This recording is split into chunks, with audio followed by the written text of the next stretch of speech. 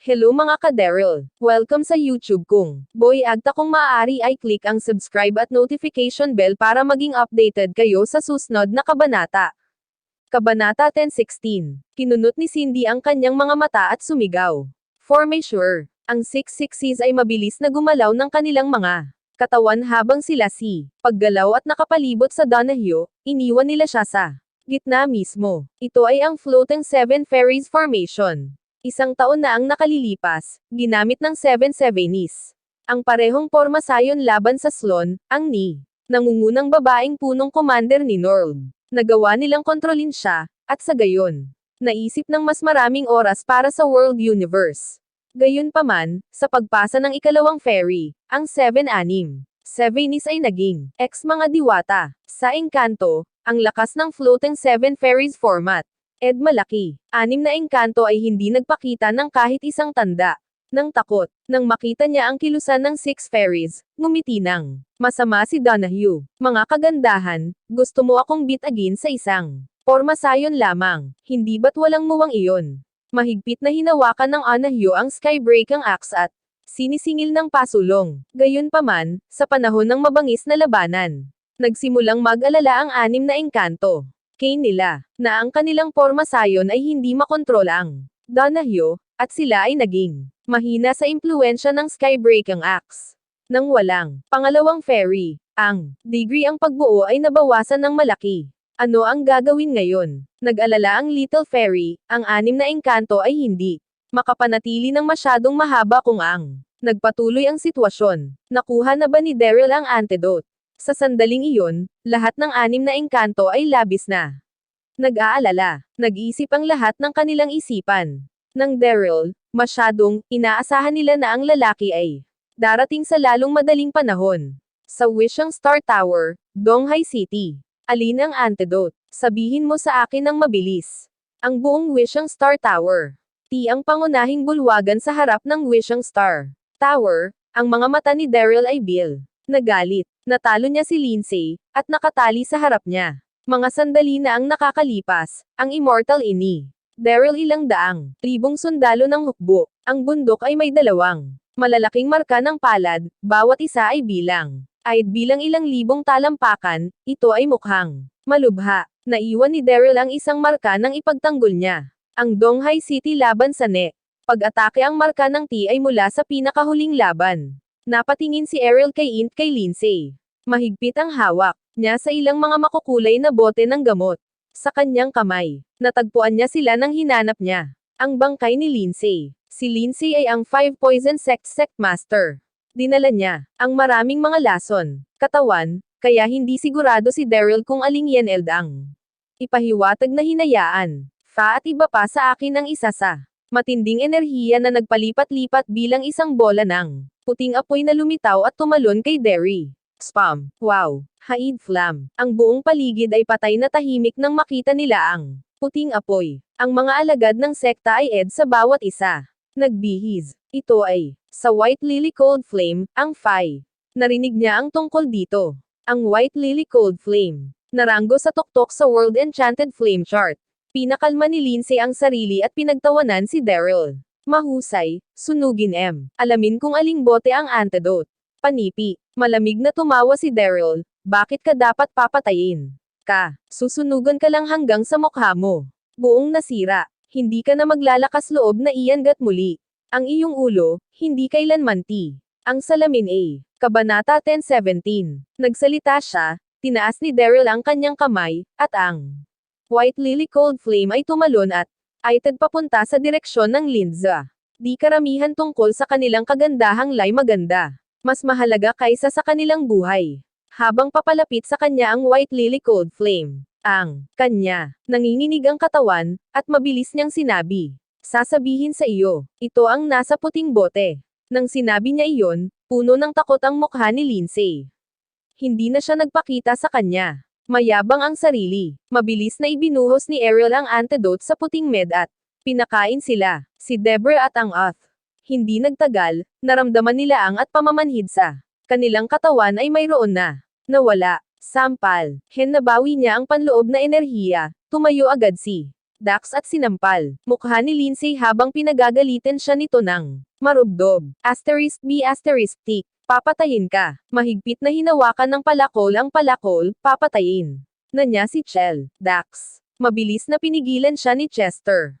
Spare this, woman, baka maging kapaki-pakinabang siya mamaya. Lumingon si Chester at tumingin kay Daryl, dumating tayo sa Carter family immediate atel. Tayo na ngayon, huli na kung magpapaliban pa tayo. Wala nang sinabi si Daryl, tumanggo siya ng ulo. Tumalon. Siya at tumalon. At tumungo sa pamilya Carter na nagmamadali. Samantala, sa pamilyang Carter, ginamit ng Donahue at ng 6 na engkanto ang kanilang panloob na enerhiya sa isang labanan sa gitna ng hangin. Nakipaglaban sila para sa ilang daang bilog. Nagawang kilalanin ng Donahue A. Fall sa kanilang pormasayon at nawasak ito. Pagkatapos, kinuha niya ang pagkakataon na atake ang mga ito sa kanyang panloob na lakas.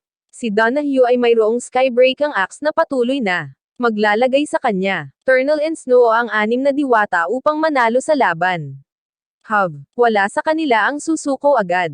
Kabanata 10:17. Nagsalita siya, tinaas ni Daryl ang kanyang kamay, at ang White Lily Cold Flame ay tumalon at aited papunta sa direksyon ng Lindsay. Di karamihan tungkol sa kanilang kagandahang lay maganda. Mas mahalaga kaysa sa kanilang buhay. Habang papalapit sa kanya ang White Lily Cold Flame, ang kanya, nanginginig ang katawan, at mabilis niyang sinabi, sasabihin sa iyo, ito ang nasa puting bote. Nang sinabi niya iyon, puno ng takot ang mukha ni Lindsay. Hindi na siya nagpakita sa kanya. Mayabang ang sarili. Mabilis na ibinuhos ni Ariel ang antidote sa puting med at pinakain sila, si Deborah at ang Oth. Hindi nagtagal, naramdaman nila ang at pamamanhid sa kanilang katawan ay mayroon na nawala. Sampal. Nabawi niya ang panloob na enerhiya. Tumayo agad si Dax at sinampal. Mukha ni Lindsay habang pinagagalitan siya nito ng marubdob. *B***, papatayin ka. Mahigpit na hinawakan ng palakol ang palakol, papatayin na niya si Chell. Dax. Mabilis na pinigilan siya ni Chester. Spare this, woman, baka maging kapaki-pakinabang siya mamaya. Lumingon si Chester at tumingin kay Daryl, dumating tayo sa Carter family immediate atel. Tayo na ngayon, huli na kung magpapaliban pa tayo. Wala nang sinabi si Daryl, tumanggo siya ng ulo. Tumalon. Siya at tumalon. At tumungo sa pamilya Carter na nagmamadali. Samantala, sa pamilyang Carter, ginamit ng Donahue at ng 6 na engkanto ang kanilang panloob na enerhiya sa isang labanan sa gitna ng hangin. Nakipaglaban sila para sa ilang daang bilog.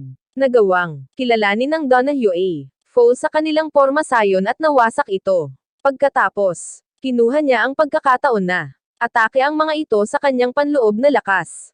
Si Donahue ay mayroong skybreakang axe na patuloy na maglalagay sa kanya. Turnal and Snow ang 6 na diwata upang manalo sa laban. Wala sa kanila ang susuko agad. Pahinga. Donahue umungal, bumukas ang hangin. Mapatla ang mga mukha ng 6 fairies habang nahuhulog. Galing sa langit. Lahat sa kanila ay hinawakan ang kanilang mga kamay ay maliwanag na. Wala sa kanila ang may natitirang lakas. Sulyap sa pamilya Carter. Ito, Carter pamilya. Batang babae, umalis ka. Mabilis na umalis. Iwan mo na. Ako, Daniel. Maaari. Kahit na hindi gumugol ng maraming oras si Daniel kasama si Jul, gusto niya ito. Naramdaman niya, mainit kapag nakita niyang sinubukan ni Jul na harangan ang atake para sa kanya. Galit na galit si Jay habang nagpatuloy sa pag-iyak. Inilahad niya ang kanyang mga braso sa harap ng Daniel, hindi siya aalis. Alam niya na si Daryl ay sentimoated. Kung bagay ang mangyayari sa kanyang ama, gagamitin ko ang aking buhay upang protektahan ang tiyo at kalooban. Hindi pinapayagan siya na mapahamak pa. Basta, humihinga pa rin ako, tatayo. Sa harap mismo niya, namula ang mga mata ni Jul habang nakatingin kay Donahue at S. Saktan mo siya, hindi ka hahayaan. Maghintay hanggang sa bumalik si Mister, hindi siya asali. Hindi kanya binitawan. Hindi ako papayag. Malamig na tinitigan ni Donahue si Jul. Lumihis ang kanyang paningin. Nahak si Dax ng 36 na beses, pinutol ako ni Daryl ng 360 beses sa rhythm. Ang bawat hiwa ay ni hindi sinadya na maging nagbabanta sa buhay. Kailan makita siya ngayon, gagantihan ito ng 10 oras ay hiwain siya ng 100,000 beses. Hayaan mo, akong patayin ka muna, at pagkatapos hahanapin si Daryl. Wala sa inyo ang makakatakas. Panipi, tinaas ng Jughew ang skybreakang axe at sinisingil kay Jewel. Sa sandaling iyon, wala nang isa sa pamilya Carter ang nagkaroon ng anumang lakas upang labanan. Nagdala ang palakol ng hindi kapanipaniwala na lakas. Alinman sa anumang pag-sign na ito ay urong.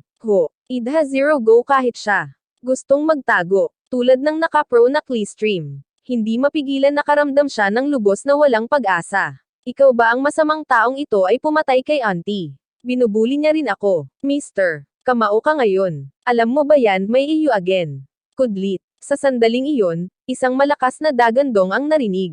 Mula sa malayo, tinig ng langit ang langit at daigdig. Isang higanteng puting agila ang lumipad sa gitna ng hangin. Ito ay darnpack ng eagle, at hinawakan niya ang pag-inom ng dugo. Espada sa kanyang kamay. Ang kanyang galit ay kumulo. At ang kanyang mga mata ay pulang dugo. Kabanata 10:18. Nang makita ni Daryl ang maganda at engranding paninirahan sa Carter, tinched ito. Api alinman patay o nasugatan. Sumakit sa mansyon, nakita niya ang palakol ng Hyuna. Malapit nang tumama. Arg. Baliw na tili ni Daryl habang sinisingil ang kanyang blow sword at pindutin ang doant axe.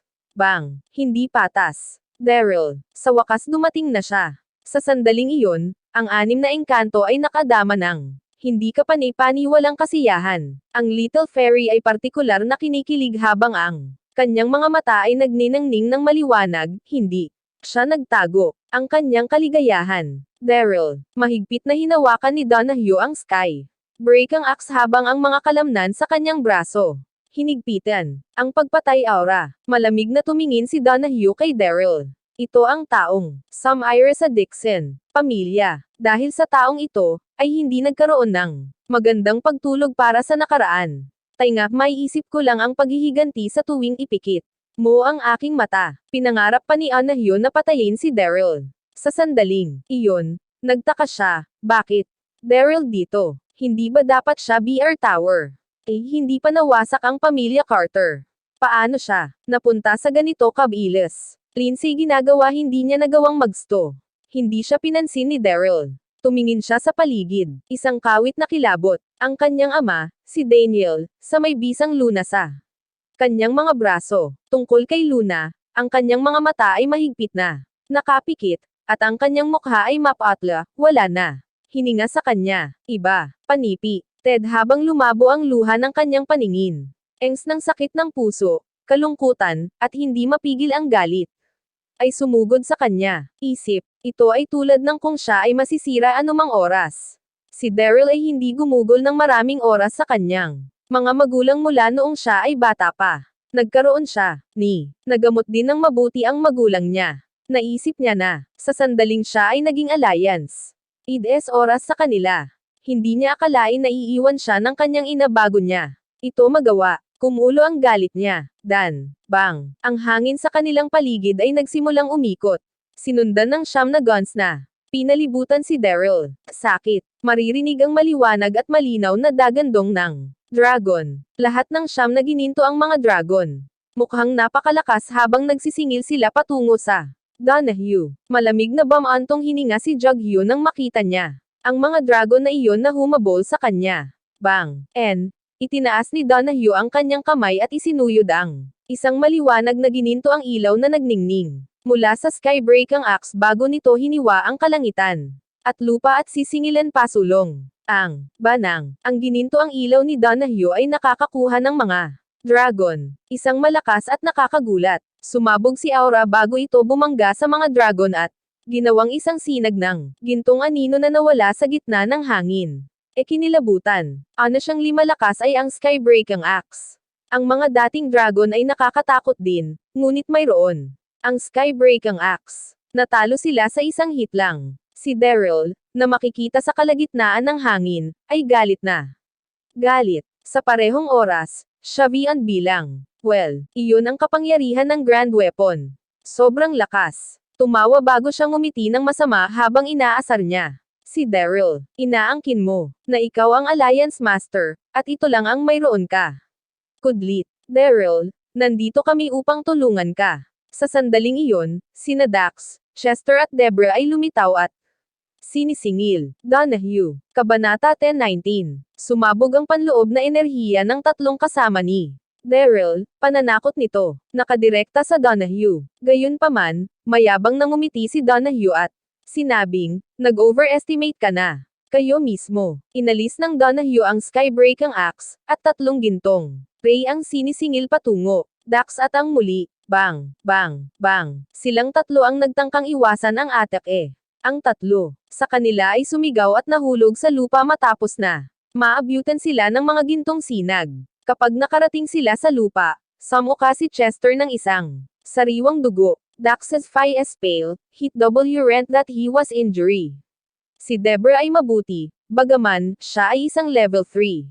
Martial Emperor at ang Artemis Sect Master, kaya't ang kanyang kapangyarihan ay nangunguna sa lahat, ang at Debra. Si Donahue ay nagkaroon ng R. Daryl. Ted mid-air, mariin niyang tinitigan si Derry. Sep your death. Mahigpit na hinawakan ni Donahue ang skybreaking axe. Habang nagcha-charge siya kay Daryl. Mamatay ako sa iyo kung iyon ang kinakailangan. Sumigaw. Si Daryl, hay. Nagsalita siya, isang bola ng puting apoy ang lumitaw sa palad ni Derry. Tumalon ito at agad na lumitaw sa harap ng Donahue. Ano iyon? Hindi alam ni Donahue na ang mga enchanted na apoy ay umiiral sa mundo. Gayunpaman, natigilan si Donahue nang maramdaman niya ang init mula sa siga. Binilisan niya ang breaking axe sa kanyang katawan sa siga. Bang! Ang white lily cold flame ay tumama sa skybreaking axe. Paso, ngunit ang apoy ay namatay din.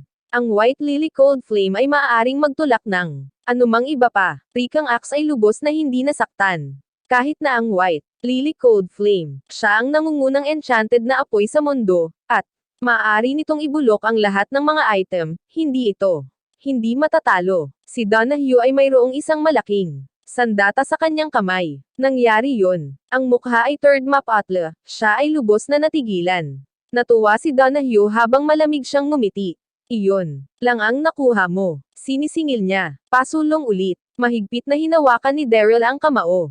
Gamit ang blood-drinking sword sa kanyang kamay, sinisingil siya.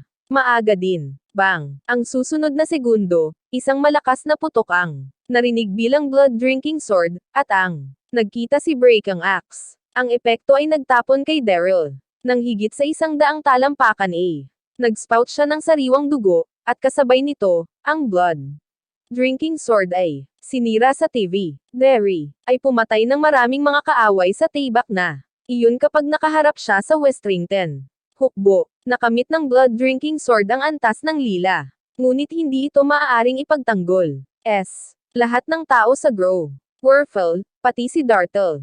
Nawasak ang sandata. Paano siya magpatuloy sa laban na iyon? Mag-ingat ka, Daryl. Little Fairy, WS sa gilid, sinubukang muli ang kanyang panloob. Energy situation, hindi niya mapigil ang sumigaw sa lalaki. Ang natitirang mga tao doon ay nag-aalala tungkol kay Daryl din. Si Cindy at ang natitira ay nais na tulungan si Daryl, ngunit karamihan sa kanila ay nagawa na. Naubos ang kanilang panloob na lakas. Kung sila ay magmamadali, sila ay papatayin. Ang kanilang tumawa si Jugyu at ngumiti sa langit, siya ay labis na natuwa. Meron ka ba, Daryl? Ipakita ang lahat sa akin. Nais mo offer a entlit pagkatalo. Ngayon, gusto mong mamatay ka, panipi. Bang! Tinaas muli ni Donahue ang kanyang kamay, at isang matinding pagpatay na aura ang sumabog mula sa skybreaking axe. Nag-hit out ito sa Jaw. Ang palakolo. Sa sandaling iyon, lahat ay nababahala tungkol kay Daryl. Laking gulat din ni Errol. Hindi niya akalain na mayroon ang skybreaking axe na mayroon nagpapalakas ng kapangyarihan. Sa kritikal na sandali, ginamit ni Daryl ang kanyang isip upang palabasin ang exquisite pagoda.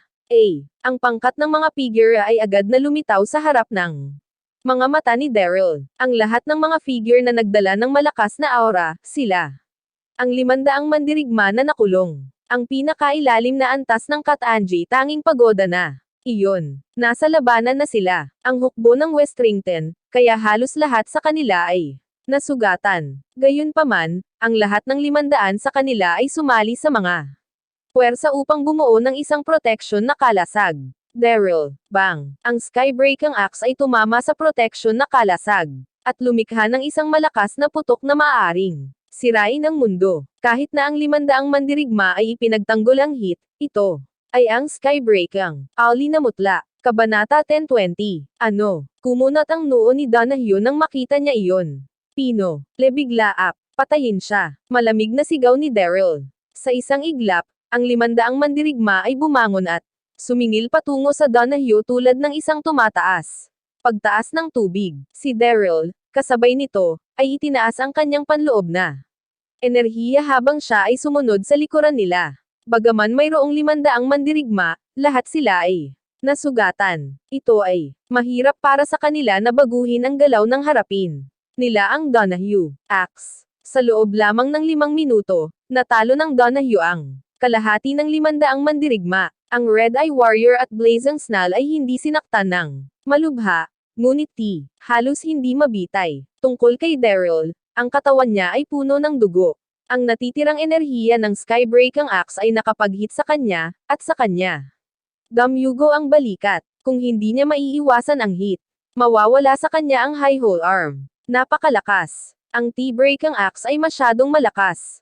Galit at nag-alala si Daryl nang talunin ni Donahue ang kanyang mga mandirigma mula sa ang magandang-maganda na pagoda ay isa-isang ang kanilang mga numero sa kalaunan ay nabawasan. Mamatay ka. Malakas na umungol si Donahue. Sa isang iglap lang ng mata, sinira niya ang warway. Pag-atake gamit ang skybreaking axe sa kanyang kamay. Naghack siya patungo kay Daryl. Ito ang pinakamalakas na hit Donahue kahit na si Daryl ay isang martial emperor, W. Siguradong papatayin kung hindi niya maiiwasan.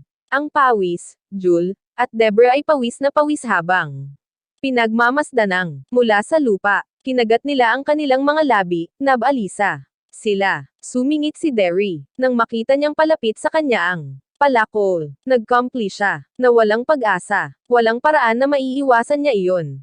Iyon lang, natatakot ako, ay kailangang mamatay dito. Ngayon, nakaramdam ng sakit sa high oak sa lupa. Sumigaw baga. Tumulo ang luha ni Ari. Kumuyam ang puso ng lahat. Ang skybreaking axe ay lamang, galing kay Daryl. Karamihan sa lupa ay nakapikit din, hindi sila naglakas loob. Sa sandaling iyon, naramdaman ni Daryl na may panginginig na tumakbo sa kanyang katawan. Biglang, ang kanyang bumungad ang mga mata. Daryl nagkaroon ng isang biglaang napagtanto. Donahue, pinatay mo ang aking ina. Gusto mong bayaran mo yan sa dugo mo. Sa wakas, si Daryl ay umungol kasama si Madna. Bang! Derry itinaas ang kanyang mga kamay, at ang panloob na lakas sa kanyang tiyan ay sumabog. Pagkatapos nito mo Daryl ay wala ng panloob na enerhiya sa kanyang tiyan, siya ay tulad ng isang average na tao. Ano ang ginagawa niya? Errol, anong ginagawa mo? Kudlit. Nagbago ang ekspresyon ni Verion, nagtaka sila. Onti no Th Donahue matapos niyang mailabas ang lahat ng kanyang panloob. Gayunpaman, hindi sila pinakinggan ni Daryl. Lumutang siya sa gitna ng hangin na nakapikit. Mahigpit. Sa wakas, isang malamig na boses ang umalangaw mula sa bibig ni Daryl, at ang lakas ay umiling. Ang mundo. Brand Destruction Art, Mountainous River Art. Panipi. Binuksan ni Daryl ang kanyang mga mata, at sa parehong oras, ang kanyang tamang ard ang langit. Agad na nagpalit ng kulay ang earth. At sa parehong oras, ang mga bulaklak, damo, at mga puno sa lupa sa loob ng ilang daang milya sa paligid. Pagkatapos ay kaagad, nagyayelo, lahat ng mga halaman ay nalanta at namumutla. Bang! Sinundan niyon ng isang malakas na ingay. Ang lupa sa ilalim ng mga paa ni Daryl ay nagsimulang pumasok.